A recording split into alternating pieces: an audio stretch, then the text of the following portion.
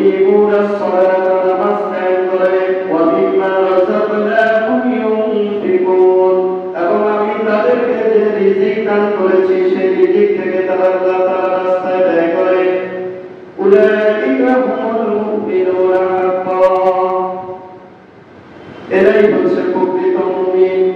তাহলে আল্লাহ তাআলা নবী আলাইহিস সালাতু ওয়াস সালামকে তাওহীদ শিক্ষা দিয়েছেন ওহী প্রেরণের মাধ্যমে। একজন মুসলমানের মূল যে বুনিয়াদ তাওহীদ শিক্ষা দিয়েছেন আল্লাহ তাআলা নবীকে ওহী প্রেরণের মাধ্যমে, অর্থাৎ জিবরিল আমিনকে ওহী নিয়ে পাঠিয়েছেন তাওহীদ শিক্ষা দেওয়ার জন্য। আর আল্লাহ তাআলা নামাজের যে বিধান দিয়েছেন সেই নামাজটা আল্লাহ তাআলা সরাসরি রাসূল সাল্লাল্লাহু আলাইহি ওয়াসাল্লামকে উদ্দেশ্যে নিয়ে গিয়েছেন। আমরা একটু এদিকে খেয়াল করি। আল্লাহ তাআলা কোরআনে কারীমের মধ্যে যত বিধান নাযিল করেছেন তাওহীদ থেকে সকল ধরনের বিধান আল্লাহ তাআলা ওহীর মাধ্যমে শিক্ষা দিয়েছেন। কিন্তু নামাজের বিধান আল্লাহ তাআলা সরাসরি নবী করিম সাল্লাল্লাহু আলাইহি ওয়াসাল্লামকে উদ্দেশ্যে নিয়ে গিয়েছেন এবং সাত আসমানে পার করে আল্লাহ তাআলার কাছে নিয়ে গিয়ে আল্লাহ তাআলা এই নামাজের বিধান দিয়েছেন। তাহলে আমরা এর থেকেই অনুধাবন করতে পারি আল্লাহ তাআলার কাছে নামাজ কতটা গুরুত্বপূর্ণ। আল্লাহ তাআলা কোরআনে কারীমের মধ্যে বলেছেন ওয়াকিমিস সালাতা তারফাইন নাহার, যে তোমরা দিনের উভয় প্রান্তে নামাজ আদায় করো। ওয়াকিমিস সালাতা তারফাইন নাহার ওয়া সুলাফান মিনাল লাইল, এবং রাতের কিছু অংশে নামাজ আদায় করো। ইন্নাল হাসানাতি ইউযহিবুনাস সাইয়্যাত, নিশ্চয়ই মানুষের যে নেক কাজ পুণ্যরাজি সেটা মানুষের গুনাহগুলিকে মুছিয়ে দেয়। যালিকা যিকরা লিয-যাকিরিন, এটা উপদেশ যারা কি করতে চায়, উপদেশ গ্রহণ করতে চায়। আয়াতের মধ্যে আল্লাহ তাআলা বলেছেন ওয়াকিমিস সালাতা, তোমরা নামাজ কায়েম করো। ইন্নাস সালাতা তানহা আনিল ফাহশাই ওয়াল মুনকার, নিশ্চয় নামাজ মানুষকে অশ্লীল এবং মন্দ কাজ থেকে বিরত রাখে। ওয়ালা যিকরুল্লাহি আকবার, তবে এখানে সর্ব উত্তম বিষয় হচ্ছে, সর্বাপেক্ষা গুরুত্বপূর্ণ বিষয় হচ্ছে আল্লাহ তাআলাকে স্মরণ করা। আল্লাহু ইয়ালামু মা ইয়াসনাউন, আর তোমরা যা করো সেই বিষয়ে আল্লাহ তাআলা সম্যক অবগত। আল্লাহ তাআলা তোমরা যা কিছু করো তা জানেন।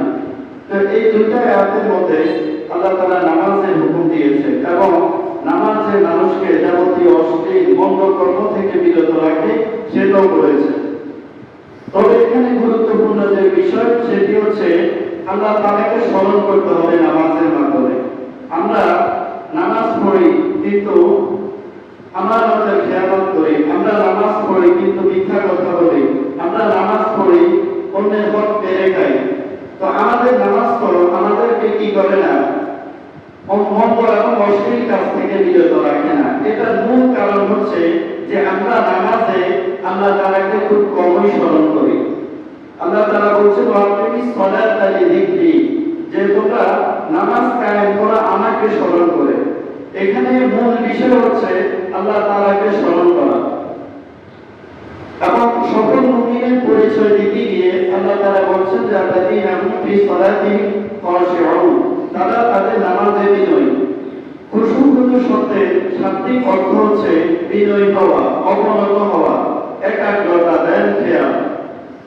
তো এই খুশুর প্রথম ধাপ হচ্ছে আল্লাহ তাআলাকে হাজির নাজির মনে করে বিনয়ের সাথে আল্লাহ তাআলা, যখন আমরা নামাজে দাঁড়াবো তখন খুব একাগ্রতার সাথে নামাজে দাঁড়ানো। এটা প্রথম ধাপ হচ্ছে আপনি যে বিষয় পড়তেছেন সেই বিষয়ের দিকে ধ্যান খেয়াল রাখা, মনোযোগ সেই দিকে নিবিষ্ট থাকা। এটা হচ্ছে খুশুর প্রথম ধাপ। অর্থাৎ আপনি যা কিছু পড়তেছেন সেই বিষয়ে কি করা, খেয়াল রাখা।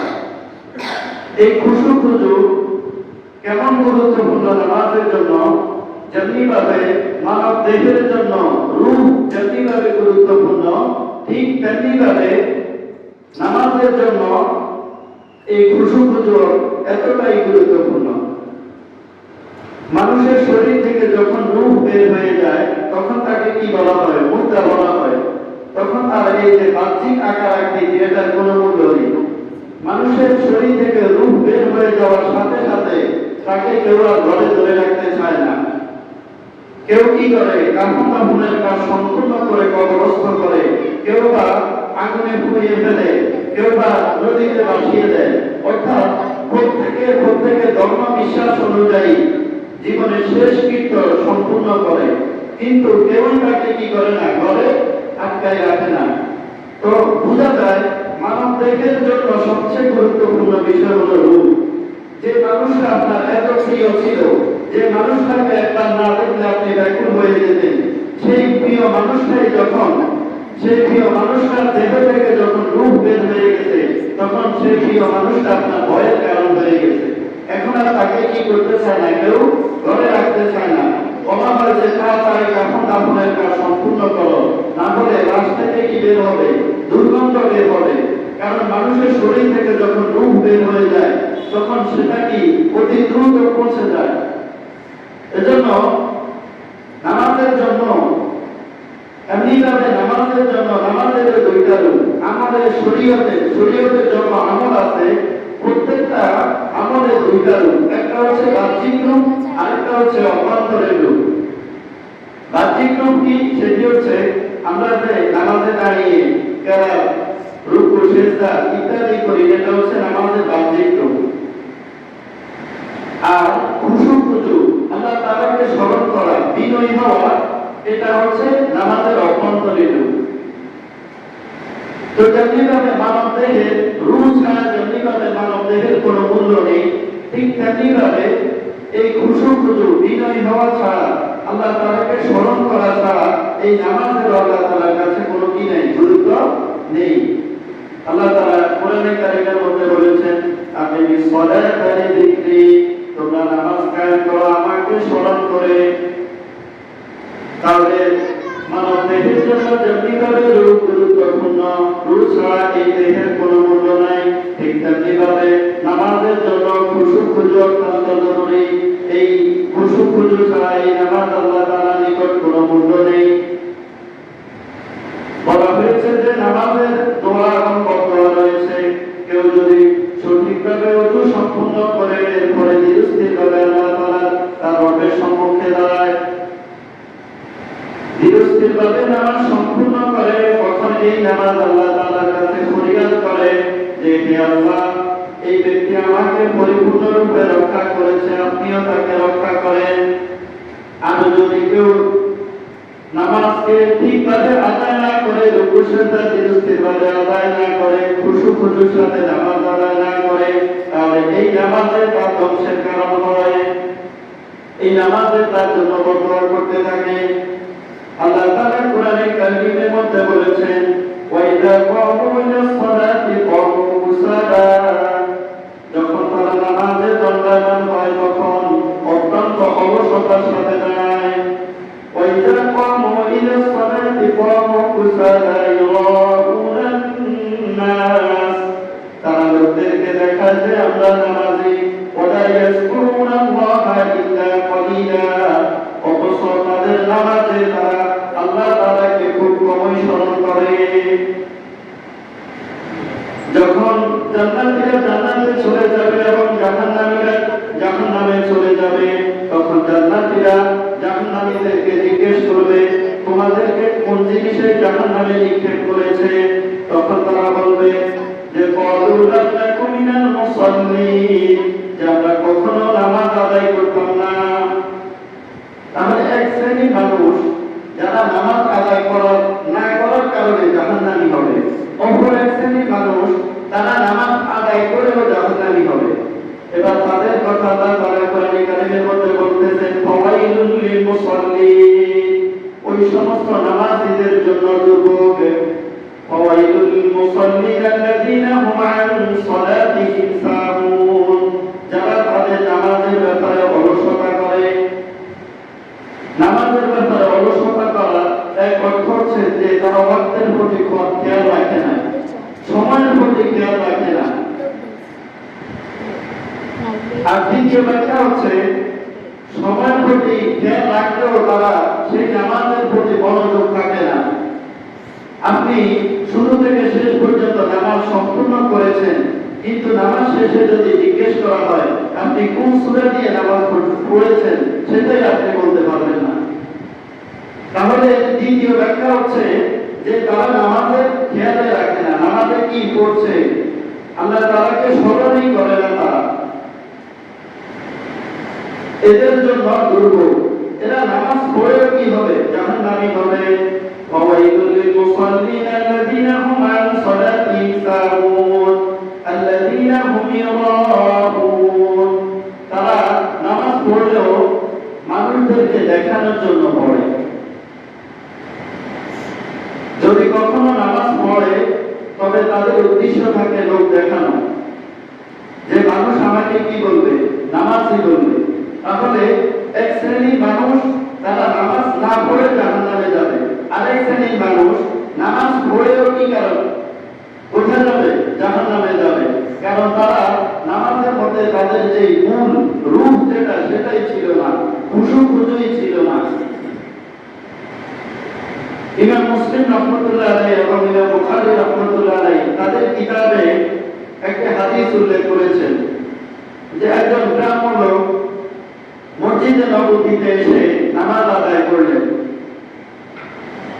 নামাজ আদায় করে এসে আল্লাহ রাসূল সাল্লাল্লাহু আলাইহি ওয়াসাল্লামকে সালাম দিলেন। হাদিস শরীফের মধ্যে আছে নাফি ইবনে খাল্লাদ রাদিয়াল্লাহু তাআলা আনহু قال হযরত নাফি ইবনে খাল্লাদ রাদিয়াল্লাহু তাআলা থেকে বর্ণিত, তিনি একবার মসজিদে নববীতে এসে নামাজ আদায় করলেন। নামাজ শেষে নবী করিম সাল্লাল্লাহু আলাইহি ওয়াসাল্লামকে সালাম দিলেন। আল্লাহ রাসূল বললেন, ইরজি ফাসাল্লি ফাইন্নাকা লাম তুসাল্লি, তুমি ফিরে যাও, কেননা তুমি নামাজ আদায় করনি। লোকটি ফারাজা, লোকটি ফিরে গেল। ফাসাল্লা কামা সাল্লা, এবং সে পূর্বের ন্যায় আবার নামাজ আদায় করলো। এরপরে আবার রাসূলের কাছে ফিরে এসেছে। ফাজাআ ফাসাল্লামা আলা নবী সাল্লাল্লাহু আলাইহি ওয়াসাল্লাম, ফিরে এসে আল্লাহ রাসূলকে আবার সালাম দিলেন। আল্লাহ রাসূল সাল্লাল্লাহু আলাইহি ওয়াসাল্লাম এবার বললেন, ইরজি ফাসাল্লি ফাইন্নাকা লাম তুসাল্লি, তুমি ফিরে যাও, কেননা তুমি নামাজ আদায় করনি। فقال لهم في الثالثة, এভাবে তিনবার বলার পরে লোকটি বলল, ওয়াল্লাযী বা'আসাকা বিল হাক্কি, ওই সত্তার শপথ যিনি আপনাকে সত্য সহকারে প্রেরণ করেছেন। মা আহসানা বাইনা হাযা, যে আমি এর থেকে উত্তমভাবে নামাজ আদায় করতে পারি না। ফাআল্লিমনি, আপনি আমাকে নামাজ শিক্ষা দান করুন। তখন আল্লাহ রাসূল সাল্লাল্লাহু আলাইহি ওয়াসাল্লাম তাকে বললেন যে নামাজের মধ্যে তাড়াহুড়া করো না। আমাদের মধ্যে এমন অনেক মানুষ আছে যারা 30-40 বছর পর্যন্ত নামাজ পড়তেছে, কিন্তু তাদের অবস্থা হচ্ছে এই যে তারা এক সেজদা থেকে উঠে দ্বিতীয় সেজদাতে ঠিকমতো বসে না, রুকু থেকে ঠিকমতো সোজা হয়ে দাঁড়ানোর আগেই আবার সেজদায় চলে যায়।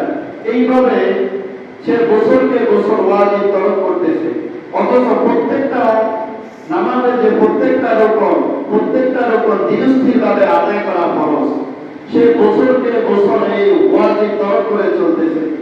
তাহলে তার এই নামাজ থেকে আল্লাহ তাআলার কাছে সে কি পুরস্কার আশা করতে পারে? অথচ নামাজের বদলতে, নামাজের যে ফজিলতের কথা আল্লাহ রাসূল সাল্লাল্লাহু আলাইহি ওয়াসাল্লাম বলেছেন যে আলা আদুল্লুকুম, আমি কি তোমাদেরকে এমন বিষয়ের কথা বলে দিব না? আলা আদুল্লুকুম আলা শাইইন ইয়ারফাউল্লাহু বিহি দারাজাত, ইয়ামহুল্লাহু বিহিল খাতায়া ওয়া ইয়ারফাউ বিহি দারাজাত, যার কারণে আল্লাহ তাআলা তোমাদের গুনাহসমূহ মাফ করে দিবেন এবং তোমাদের মর্যাদা বুলন্দ করে দিবেন। তখন সাহাবায়ে কেরাম বললেন, ক্বালু বালা ইয়া রাসূলুল্লাহ, হে আল্লাহর রাসূল, অবশ্যই আমাদেরকে এমন আমলের কথা বলে দিন যে আমল আমাদের গুনাহসমূহ মাফ করে দিবে এবং আমাদের মর্যাদা বৃদ্ধি করবে। আল্লাহ রাসূল বলেন, ক্বালা ইসবাগুল উযুই আলাল উযু, যখন কষ্টের সময় তোমরা পরিপূর্ণ রূপে ওযু করো। শীতকালে ওযু করতে কত কষ্ট লাগে। এই সময় তোমরা কি করো? পরিপূর্ণ রূপে ওযু করো। ইসবাগুল ওযুই আলা ওযু আলা মাকারিহি, কষ্টের সময় ইসবাগুল ওযুই আলা মাকারিহি, কষ্টের সময় তোমরা কি করো? পরিপূর্ণ রূপে ওযু করো। ওয়া কাসরাতুল খুতা ইলাল মাসাজিদ, এবং মসজিদের দিকে অধিক গমন করো, মসজিদের দিকে অধিক কদম রাখো। ওয়া কাসরাতুল খুতা ইলাল মাসাজিদ ওয়া ইন্তিজারু সলাতি বা'দা সলাত, এবং এক নামাজের পরে অন্য নামাজের জন্য অপেক্ষা করো। ফাযালিকুমুর রিবাত, এটা হচ্ছে আল্লাহ তাআলার রাস্তায় সীমান্ত পাহারা দেওয়ার যে ফজিলত, রাত জেগে কেউ সূর্য দলকে পাহারা দিল, এটা যে ফজিলত, কেউ যদি এভাবে আমলগুলি করে তাহলে সে এই ফজিলত অর্জন করতে পারবে। সুবহানাল্লাহ। তাহলে এই যে নামাজের মাধ্যমে আল্লাহ তাআলা আমাদের গুনাহসমূহ মাফ করে দিবেন এবং আমাদের মর্যাদা বুলন্দ করে দিবেন, এটা কখন হবে? যখন আমরা আমাদের নামাজের মধ্যে বিনয়ী হব। والذين هم على صلواتهم يحافظون, আল্লাহ তাআলা কোরআনে কারীমের মধ্যে বলেছেন যে তারা তাদের সব মুমিনের পরিচয় দিতে গিয়ে বলছেন যে আলা সালাওয়াতিহিম ইউহাফিজুন, তারা তাদের নামাজের প্রতি যত্নশীল। উলাইকা হুমুল ওয়ারিসুন, এরাই হচ্ছে উত্তরাধিকারী। আল্লাযীনা ইয়ারিসুনাল ফিরদাউস, এরাই হচ্ছে জান্নাতুল ফিরদাউসের উত্তরাধিকারী। হুম ফিহা খালিদুন, তারা সেখানে চিরস্থায়ী থাকবে। তাহলে এই যে নামাজের যে এত গুণাগুণ, এত ফজিলত, নামাজ মানুষের মধ্যবর্তী এক নামাজ কখন নামাজের মধ্যবর্তী সময়ে সমস্ত গুনাহ মিটিয়ে দেয়, এগুলি কখন হবে? যখন আমাদের নামাজে প্রকৃত পক্ষে আমরা আল্লাহ তাআলাকে স্মরণ করব, তখনই আমাদের নামাজ আমাদেরকে গুনাহ, অশ্লীল, পাপাচার, অন্যায় কাজ থেকে বিরত রাখবে। এজন্য আজ থেকে আমরা পাক্কা নিয়ত করি যে আমরা যখনই নামাজে দাঁড়াবো একমাত্র আল্লাহ তাআলাকে সন্তুষ্টির উদ্দেশ্যে, আল্লাহ তাআলাকে হাজির নাজির মনে করে, নিজের জীবনের শেষ নামাজ মনে করে আমরা এভাবে আদায় করব। তাহলে ইনশাআল্লাহ ওই নামাজ আমাদের জন্য আল্লাহ তাআলা যে মুমিনদের সফল কাম বলেছেন যারা নিজেদের নামাজে বিনয়ী, তাহলে আমরা আল্লাহ তাআলা সেই আয়াতের মেসদাক হতে পারবো, আমরা প্রকৃত সফল মুমিন হতে পারবো। আল্লাহ তাআলা আমাদের সবাইকে বিনয়ের সাথে আল্লাহকে ভয় করে নামাজ আদায় করার তৌফিক দান করুন। আমিন। ওয়া মা আলাইনা ইল্লাল বালাগ। আমরা যারা পরে এসেছি